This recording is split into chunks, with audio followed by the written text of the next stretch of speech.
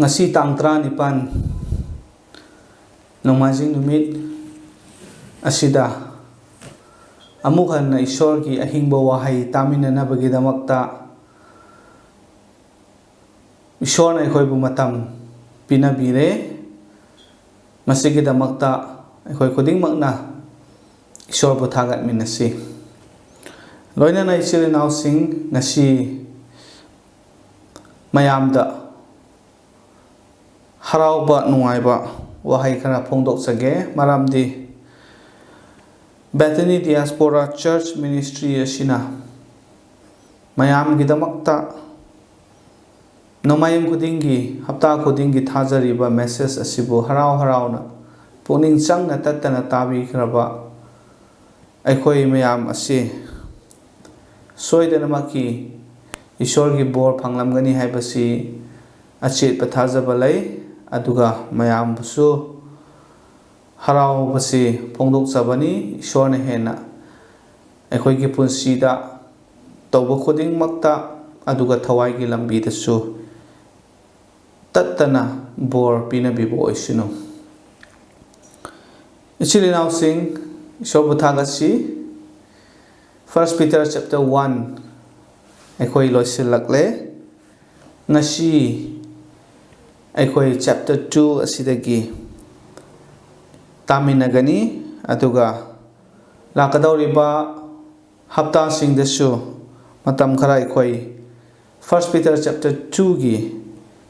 manung asida amukhana nainagani taminagani ngasi gi text asina 1 Peter chapter 2 gi verses 1 to 3 asini aduga mayamda share tawjaningba maruiba wahai adudi desire the pure milk of the word Ishor ki wahai gi oiba khom or khomlang asi yamna pamjana natraga Khourangba haibasi ngasi gi khwaidagi maru oiba wafam aduni aikoi na khangi masigi wahai asi pathokpa matamda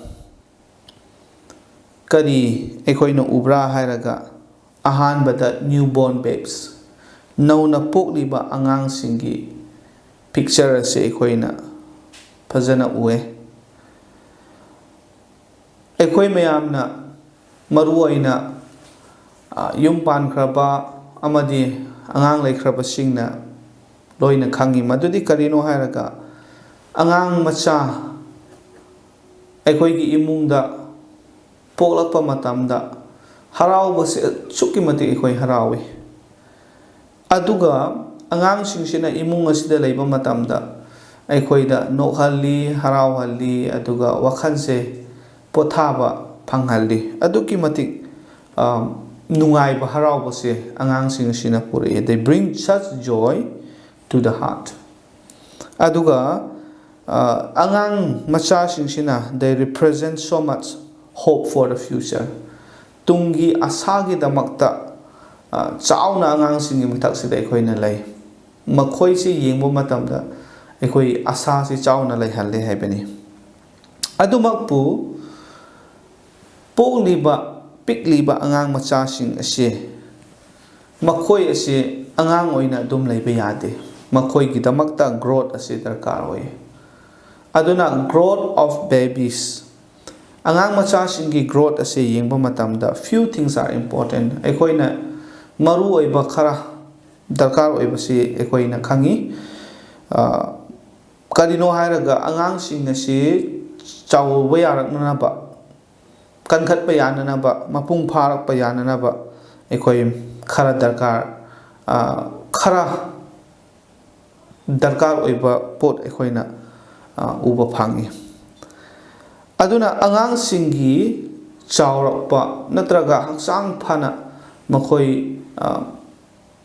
chawkhatlakpase kari darkar oibano hairaga karina makhoibu yokthapi makhoibu kari chahalli karamaina senai haibase yamna darkar oye angang singi chawkhatnanabagi damakta aduna 1 Peter chapter 2 gi verses 1 to 3 ase koina parapati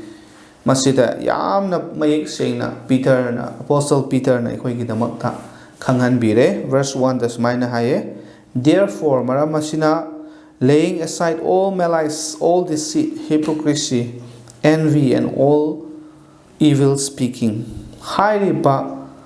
paap ki oiba khudingmak ase aikoina masi thanamba darkar we haibani. Laying aside, tongan inthokpa natraga masibu aikoina thaidokpa nathaiduna chatpa darkar we haibani. Chinthiba, oidaba ngangba, afaba saba, khudingmak ase aikoi thanamba darkar oi. Aduga verse 2 da hai, as newborn babes, pokliba angang machagumna, polakpada ngairiba angang machagumna, desire the pure meal of the word. Ishorgi wahai asi aikoina angang machana, pikliba angang machana, mamagi khomlangbu yamna Khourangba adumaina aikoina khouranggadabani, that you may grow thereby. Maduna maram oiraga nakoi chaukhatpa mapung phaba oihanba ngamgani haibani. Verse 3 that if indeed you have tested, the Lord is gracious. Nakoina Ishor ase Prabhu ase asukki matik thaujal haibani, mahakki thaujal se asukki matik chawi haibase nakoina taste tawkare khangkare haibani. Mahau se tangkraba maramna nakoina Ishorgi wahaigi oiba khudingmak asida aikoi khourangba darkar oi haibani. Aduna Peter na magi letter ase iba matamda born again haibagi maram asida nauna pokpagi maram asida mayek sengna amu ibibani aikoina mamangi Sunday da tamin nagre 1 Peter chapter 1 gi verse 23 da aikoi nauna pokliba asigi matangda Peter na ibire. Aduna being born again nauna pokpa through the word of God, Ishorgi wahai degi mapana, Ishorgi wahai gi mapana aikoibu nauna pokhanbire haibani. Aduga ani shubada nauna pokliba asigi matang asida further mana sangdana makha samtharaga ibase aikoina phangi uba phangi. He writes further about the new birth as newborn babes haibani. Poklakpada ngairiba angang machagumna or pokpada ngairiba angang nauriba angang machagumna. There must be a desire for the same word of God. Ishorgi wahai ngasai nauna pohaliba Ishorgi wahai ase aikoina amuksu khourangna tawgadabani, masi aikoina khourangzagadabani haibani. Ishorgi wahai se aikoina kayamuk pangal leibra, kayamuk aikoigi punsida kanabra haiba kanda. Number 1, it is able to generate new life or new birth. Mi amagi punsida nauna pokpa haiba se natraga anauba punsi asi generate semgat pangami haibani. Masidagi anauba punsi anauba mapok ase semgat pi Ishorgi wahaina. Ani shubada, it is able to help a person grow healthily. Aikoigi punsida maruoina as Christian Jishubu lausillaga Jishubu thazabagi maramna Ishorgi wahaina aikoibu nauna pokhraba matung pohankraba matung asida chaukhatpase darkar oye. Aikoise mapung phaba mi ama oirapasi yamna darkar oye. Masigi matang asida Ishorgi wahai asina yamna mateng oihalle. Masina Ishorgi wahai asina aikoise yamna healthy oiba, masa mong phaba yamna pangal leiba aduga phajana chaukhatpa asi Ishorgi wahaina piba ngami oihanba ngami. Aduna aikoi kari tawgani haiba taragadi, one must feed on the word of God. Ishorgi wahai asi aikoida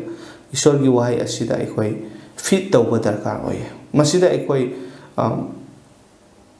charaga Ishorgi wahai se taraga masida aikoi hena chaukhatningai ꯑꯩꯈꯣꯏ ꯍꯣꯠꯅꯕ ꯗꯔꯀꯥꯔ ꯑꯣꯏ ꯍꯥꯏꯕꯅꯤ ꯌꯥꯝꯅ ꯂꯥꯏꯕꯛ ꯊꯤꯕꯗꯤ ꯀꯔꯤꯅꯣ ꯍꯥꯏꯔꯒ ꯃꯤ ꯑꯌꯥꯝꯕꯅ ꯈ꯭ꯔꯤꯁꯇꯦꯟ ꯑꯣꯏꯈ꯭ꯔꯕ ꯃꯇꯨꯡꯗ ꯖꯤꯁꯨꯕꯨ ꯂꯧꯁꯟꯈ꯭ꯔꯕ ꯃꯇꯨꯡꯗ ꯑꯣꯔ ꯅꯧꯅ ꯄꯣꯛꯈ꯭ꯔꯕ ꯃꯇꯨꯡꯗ ꯒ꯭ꯔꯣꯠ ꯑꯩ ꯀꯔꯝ ꯍꯥꯏꯅ ꯆꯥꯎꯈꯠꯀꯅꯤ ꯀꯔꯝ ꯍꯥꯏꯅ ꯑꯩ ꯃꯄꯨꯡ ꯐꯥꯕ ꯃꯦꯆ꯭ꯌꯣꯔ ꯑꯣꯏꯕ ꯃꯤ ꯑꯃ ꯑꯣꯏꯔꯛꯄ ꯉꯝꯒꯗꯒꯦ ꯍꯥꯏꯕꯒꯤ ꯃꯇꯥꯡ ꯑꯁꯤꯗ ꯊꯧꯁꯥꯗꯕ ꯅꯦꯒ꯭ꯂꯦꯛ ꯇꯧꯕ ꯌꯥꯝꯅ ꯂꯩ ꯑꯗꯨꯅ ꯑꯩꯈꯣꯏꯅ ꯃꯔꯨ ꯑꯣꯏꯅ ꯈꯟꯒꯗꯕ ꯑꯗꯨꯗꯤ ꯀꯔꯤꯅꯣ ꯍꯥꯏꯔꯒ determining to grow well ꯑꯩꯈꯣই ꯐꯖꯅ ꯃꯄꯨꯡ ꯐꯥꯕ ꯑꯃ ꯑꯣꯏꯅ ꯂꯩꯕ ꯉꯝꯅꯅꯕ ꯍꯤꯡꯕ ꯉꯝꯅꯅꯕ ꯍꯣꯠꯅꯕ ꯑꯃ ꯗꯔꯀꯥꯔ ꯑꯣꯏ ꯍꯥꯏꯕꯅꯤ determine ꯑꯩꯈꯣꯏꯒꯤ ꯋꯥꯈꯜꯗ ꯑꯔꯦꯞꯄ ꯑꯃ ꯊꯝꯕ ꯗꯔꯀꯥꯔ ꯑꯣꯏ ꯍꯥꯏꯕꯅꯤ ꯏꯆꯤꯜ ꯏꯅꯥꯎꯁꯥ ꯃꯁꯤꯒꯤꯗꯃꯛꯇ ꯑꯩꯈꯣꯏ ꯀꯔꯤ ꯇꯧꯒꯅꯤ we must be determined to lay aside the sins that hinder spiritual growth ꯑꯩꯈꯣꯏꯒꯤ ꯊꯋꯥꯏꯒꯤ ꯂꯝꯕꯤꯗ ꯆꯥꯎꯈꯠꯄ ꯌꯥꯅꯅꯕꯒꯤꯗꯃꯛꯇ ꯑꯩꯈꯣꯏꯅ ꯆꯠꯂꯤꯕ ꯍꯣꯠꯅꯔꯤꯕ ꯑꯁꯤꯗ ꯑꯄꯟꯕ ꯄꯤꯔꯤꯕ ꯈꯨꯗꯤꯡꯃꯛ ꯑꯁꯦ ꯃꯔꯨꯑꯣꯏꯅ ꯄꯥꯞ ꯍꯥꯏꯕꯁꯦ ꯃꯁꯤꯒꯤ ꯑꯄꯟꯕ ꯄꯤꯔꯤꯕ ꯈꯨꯗꯤꯡꯃꯛꯁꯦ ꯑꯩꯈꯣꯏꯅ ꯊꯅꯝꯕ ꯇꯥꯏ ꯃꯁꯤ ꯑꯩꯈꯣꯏ ꯊꯩꯗꯣꯛꯄ ꯇꯥꯏ ꯍꯥꯏꯕꯅꯤ ꯑꯗꯨꯅ ꯉꯁꯥꯏꯒꯤ ꯑꯩꯈꯣꯏꯅ ꯄꯥꯊꯣꯛꯈꯤꯕ ꯑꯗꯨꯗ all malice deceit hypocrisy envy all evil speaking ꯍꯥꯏꯔꯤꯕ ꯄꯥꯞꯁꯤꯡ ꯆꯤꯟꯊꯤꯕ ꯑꯗꯨꯒ ꯑꯣꯏꯗꯕ ꯉꯥꯡꯕ ꯑꯆꯨꯝꯕ ꯑꯐꯕ ꯁꯥꯕ ꯑꯗꯨꯒ ꯀꯂꯛ ꯃꯤꯍꯧꯕ ꯈꯨꯗꯤꯡꯃꯛ ꯑꯁꯦ ꯑꯩꯈꯣꯏꯅ ꯊꯅꯝꯕ ꯃꯁꯤꯗꯒꯤ ꯑꯩꯈꯣꯏ ꯊꯩꯗꯣꯛꯇꯨꯅ ꯆꯠꯄ ꯗꯔꯀꯥꯔ ꯑꯣꯏ ꯍꯥꯏꯕꯅꯤ ꯃꯔꯝꯗꯤ ꯀꯔꯤꯒꯤꯅꯣ ꯍꯥꯏꯔꯒ sins will stunt spiritual growth ꯃꯤ ꯑꯃꯒꯤ ꯄꯨꯟꯁꯤꯗ ꯊꯋꯥꯏꯒꯤ ꯂꯝꯕꯤꯗ ꯆꯥꯎꯈꯠꯀꯗꯕ ꯑꯁꯦ ꯄꯥꯞꯁꯤꯅ ꯂꯣꯏꯅ ꯅꯝꯊꯍꯜꯂꯤ ꯑꯗꯨꯒ ꯑꯄꯟꯕ ꯄꯤ ꯃꯔꯝꯗꯤ ꯀꯔꯤꯅꯣ ꯍꯥꯏꯔꯒ ꯄꯥꯞ ꯍꯥꯏꯕꯁꯤꯗꯤ deadly ꯌꯥꯝꯅ ꯁꯥꯊꯤꯕ ꯑꯗꯨꯒꯨꯝꯕ ꯃꯍꯨ ꯂꯩꯕ ꯄꯣꯠꯁꯛ ꯑꯃꯅꯤ ꯄꯥꯞ ꯍꯥꯏꯕꯁꯦ ꯑꯗꯨꯒ they are destructive ꯃꯁꯤꯅ ꯃꯤꯑꯣꯏꯕꯒꯤ ꯄꯨꯟꯁꯤꯗ ꯑꯃꯥꯡ ꯑꯇꯥ ꯊꯣꯛꯍꯜꯂꯦ ꯃꯔꯨꯑꯣꯏꯅ ꯊꯋꯥꯏꯒꯤ ꯄꯨꯟꯁꯤꯗ ꯑꯩꯈꯣꯏ ꯆꯥꯎꯈꯠꯀꯗꯕꯁꯦ ꯄꯥꯞ ꯍꯥꯏꯕꯁꯤꯅ ꯂꯣꯏꯅ ꯃꯥꯡꯍꯟꯕ ꯉꯝꯃꯤ ꯍꯥꯏꯕꯅꯤ ꯑꯗꯨꯅ when sins are not properly dealt with ꯀꯔꯤꯒꯨꯝꯕ ꯑꯩꯅ ꯅꯠꯇ꯭ꯔꯒ ꯅꯪꯅ ꯑꯩꯈꯣꯏ ꯃꯌꯥꯝꯅ ꯄꯥꯞ ꯑꯁꯤ ꯐꯖꯅ ꯑꯩꯈꯣꯏ ꯆꯦꯛꯁꯤꯟꯅ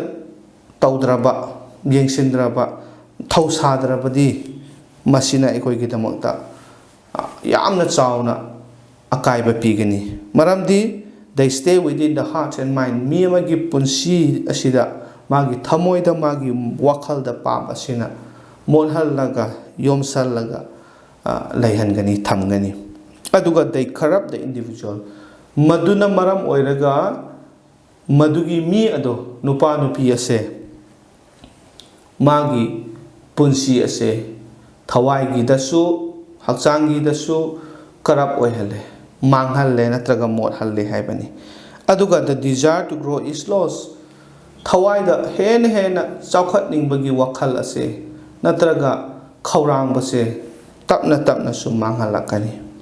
ꯑꯗꯨꯅ the believer is unable to grow beyond a certain level ꯃꯥꯅ believer ꯑꯃꯅ ꯃꯥꯒꯤ ꯄꯨꯟꯁꯤꯗ ꯄꯥꯞꯁꯤꯅ ꯃꯔꯝ ꯑꯣꯏꯔꯒ ꯆꯥꯎꯈꯠꯀꯗꯕ ꯈꯨꯗꯤꯡꯃꯛ ꯑꯁꯦ ꯅꯝꯊꯔꯒ ꯂꯩꯈ꯭ꯔꯕꯅꯤꯅ ꯃꯣꯠꯍꯟꯈ꯭ꯔꯕꯅꯤꯅ ꯃꯍꯥꯛ ꯑꯗꯨꯗꯒꯤ ꯂꯩꯔꯤꯕ ꯁ꯭ꯇꯦꯖ ꯑꯗꯨꯗꯒꯤ ꯂꯦꯚꯦꯜ ꯑꯗꯨꯗꯒꯤ ꯍꯦꯟꯅ ꯃꯊꯛ ꯀꯥꯈꯠꯄ ꯉꯝꯂꯣꯏ ꯍꯦꯟꯅ ꯆꯥꯎꯈꯠꯄ ꯉꯝꯍꯜꯂꯣꯏ ꯑꯗꯨꯅ ꯏꯆꯤꯜ ꯏꯅꯥꯎꯁꯥ ꯌꯥꯝꯅ ꯃꯔꯨ ꯑꯣꯏꯕꯗꯤ drawing inspiration to grow well ꯑꯩꯈꯣই ꯐꯖꯅ ꯆꯥꯎꯈꯠꯄ ꯉꯝꯅꯅꯕ ꯃꯁꯤꯒꯤ inspiration ꯐꯪꯕꯁꯦ ꯌꯥꯝꯅ ꯗꯔꯀꯥꯔ ꯑꯣꯏ ꯃꯁꯤꯒꯤ inspirationꯁꯦ ꯀꯗꯥꯏꯗꯒꯤ ꯐꯪꯒꯅꯤ ꯃꯁꯤꯒꯤ ꯊꯧꯒꯠꯄ ꯑꯗꯨꯒ ꯆꯥꯎꯈꯠꯅꯤꯡꯕꯒꯤ ꯋꯥꯈꯜ ꯑꯁꯤ ꯀꯃꯥꯏꯅ ꯑꯩꯈꯣꯏ ꯄꯣꯛꯀꯗꯒꯦ ꯍꯥꯏꯕ ꯀꯥꯟꯗ if we have tested the Lord that the Lord is gracious ꯄ꯭ꯔꯚꯨꯁꯤꯗꯤ ꯌꯥꯝꯅ ꯊꯧꯖꯥꯜ ꯍꯩꯕꯅꯤꯀꯣ ꯃꯥꯅ ꯑꯩꯕꯨ ꯑꯁꯨꯛꯀꯤ ꯃꯇꯤꯛ ꯊꯧꯖꯥꯜꯂꯤ ꯑꯁꯨꯛꯀꯤ ꯃꯇꯤꯛ ꯑꯩꯕꯨ ꯅꯨꯡꯁꯤ ꯍꯥꯏꯕꯁꯦ ꯅꯤꯡꯁꯤꯡꯂꯛꯄ ꯃꯇꯝꯗ ꯃꯁꯤ ꯑꯩꯈꯣꯏꯅ ꯎꯕ ꯃꯇꯝꯗ ꯍꯦꯟꯅ ꯍꯦꯟꯅ ꯆꯥꯎꯈꯠꯅꯤꯡꯕꯒꯤ ꯋꯥꯈꯜꯂꯣꯟꯁꯦ ꯂꯥꯛꯀꯅꯤ ꯃꯔꯝꯗꯤ ꯏꯁꯣꯔꯒꯤ ꯋꯥꯍꯩ ꯑꯁꯤꯗ ꯑꯗꯨꯒ ꯑꯩꯒꯤ ꯄꯨꯟꯁꯤꯗ ꯏꯁꯣꯔꯒꯤ ꯅꯨꯡꯁꯤꯕꯁꯦ ꯑꯩꯈꯣꯏ ꯎꯕ ꯐꯪꯉꯤ ꯑꯗꯨꯅ the word if karigumba haibase masina doubt laibigi matangda ngang bonete. It is not about expressing a doubt, but the fact is that the Lord is gracious. Adumaku achumbadudi karino hairaga Ishor Prabhu ase Thauzal haibani mahakti Thauzal gi mapuni haibase aikhoibu amuk ningsinghanbani. Aduna this is the true experience of the born again believer. Nauna tasena nauna pokraba thazaba khudingmakki experience ni achumba experience ni madudi karino Prabhu di Thauzal haibani haibase aikoi loina experience tawi maramdi Thauzal asina maram oiraga aikoi nauna pohalle aikoi believer thazaba mising odu oihalibani. Aduna aikoi khudingmakta aigi thazaba ishorda thazaba se hena hena chaukhatpa yananaba ai masigi inspiration ise phangningai gedamakta aikoi kanna hotnaba darkar oibani. Maduna maram oiraga aikoi mapung phaba aduga thawai da hena hena kankhatpa mi do aikoi oiba ngamgani. Maramdi aikoi ni ishorgi maramda aikoi phajana taste tawre experience tawre mahau ase aikoi tangkhrabani khangrabani, and we have found the grace of the Lord Jesus Prabhu gi Thauzal ase aikoina phangrabani. Then we must find the inspiration to grow further. Maduna maram oiraga aikoi thawai da hena hena chaukhatpa yananaba aikoi madugi inspiration do phangani thaugat piba do phangani. This takes a bit of effort on the part of the believer. Masigi damakta believer thazaba mi amana mangondagi kari haisira effort khara hotnaba khara darkar oi haibani. Aikoi hotnaba yaudragadi thawai gi lambi da chaukat pasida yamna aikoi gi damakta apanba laigani mapung phaba ngamloi. Aduna aikoi gi side tagi aikoi na tawba yaba ngasai gi panki ba pap ki lambi khudingmak sidagi aikoi naithai duna chatpa thaidok laga chatpa khudingmak thanamba haibase yamna maru oi. Aduga he is responsible for his own spiritual growth. Thaza khraba mi amana magi thawai gi lambi da chaukhat nanabase magi mathakta yamna chauraba daita or responsibility se laye haibani. Aduna di aigi thawai gi lambi da chaukhat nanabase aina atopa mi ngonda depend tawba yade ai isa isana hotnaba darkar oibani. Aduna our challenge to have spiritual growth aikoi thawai gi punsi asida mapung phaba ngamnanabagi damakta aikoi kari tawgani. Aikoi gi challenge se kari no hairagadi to be spiritually weak oiba matamda aikoi ishor gi apamadu oidre haibase number 1 ningsinggadabani. Aduga this is unthinkable. Thaza khraba mi amana nauna pokhraba matungda karisu chaukhatpa leitraga pikliba natraga pokpada ngairiba angang machagobna adum chahi kuding aikoi leiba tarabadi masi ishorgi apenbo oiroi. Masi khanba matamdasu yamna kari haisira nungaitaba natraga oisu oiroidaba adugumba amani. Aduna aikoi chaukhatpa darkar oi spiritually weak oina aikoi adum leibase masi chumde haibani. Aduna di aikoi to be spiritually strong aikoi thawai da yamna pangal leiba chena leiba kanba mising ado oiningba tarabadi aikoi ngasai desire and determination se aikoi gi ohengadabani. Aigi punsi asida thawai gi lambi asida thawai gi punsi asida ai yamna mapung phaba yamna kanba yamna chaukhatpado oininge haina aikoi madugi khourangbodo leiba darkar oye. Aduga oiba ngamnanaba hotnabadasu aikoi kari haisira arepa achepa ma thamlaga aikoi tawba tabani. Aduga to grow well is more than possible. Kauroidaba amadi nauna pokhraba mi amagi punsida believer amagi punsida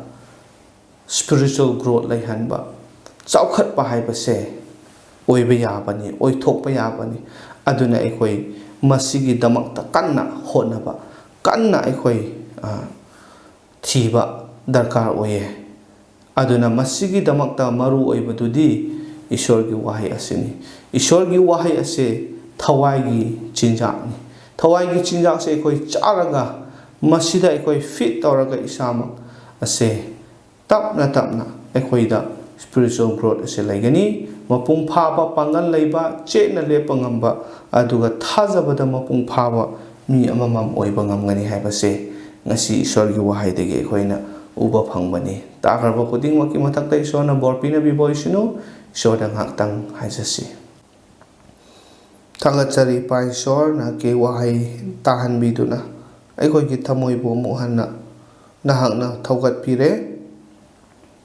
takarba nahak ki wahai sina aikoi ki thamoi nungda sopiu wangang biu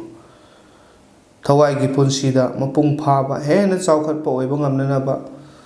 nahak ki wahai ase thawai ki chinjak oihanduna nungti ki paduna taduna masidagi aikoi paisor chaukhat pa mapung phaba oihanbiu aduga pap khudingmak puthanamduna aikoi ki thawai ki punsida chaukhat pa yana bagi damakta aikoi na hotnariba asida apanba piriba khudingmak ase thanamduna naithaiduna laithokduna masidagi aikoi ipaisor lapna leiraga nahakki aningba nahakki apamba nahakki wahai asigi matungina hingba ngamnanaba pangal adusu nahakna hapiu ngasi nahakki wahai takhraba khudingmakki mathakta amadi Bethany Diaspora Church ki singlup mi khudingmakki mathakta nahakki mapal naidraba sargagi bor adu aikoi amamamgi mathakta pina biu haiduna nahakpu thagat sabaga loinana aikoi bapaptagi handokpa amata ngairaba kat Prabhu Jesu Christ gi mingda nijari amen.